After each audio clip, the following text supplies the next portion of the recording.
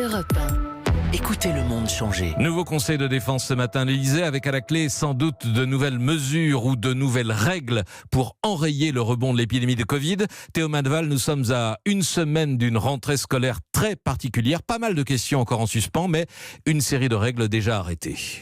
Oui, en cas de contamination chez un élève ou un enseignant, la direction de l'établissement devra avertir rectorat, préfecture et agence régionale de santé. Et les autorités sanitaires devront faire dépister dans les 48 heures toutes les personnes identifiées comme cas contact. Ça veut potentiellement dire tester toute une classe, les professeurs, les surveillants. Et en fonction des résultats de ces tests, mais aussi en fonction de la taille de l'école, par exemple, l'ARS préconisera de fermer soit une classe, soit tout l'établissement, précisément ce que les enseignants veulent éviter. Mais pour l'empêcher, il reste un flou, selon eux, dans les règles sur la question du brassage, le fait de se croiser entre groupes d'élèves. Ce n'est plus rigoureusement interdit aujourd'hui par le ministère.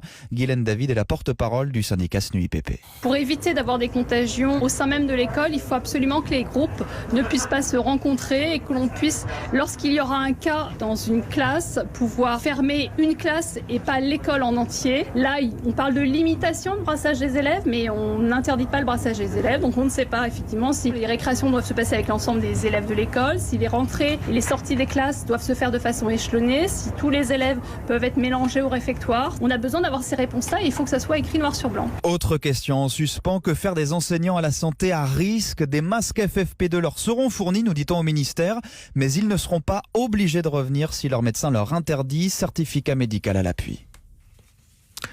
Théo Manval, merci beaucoup.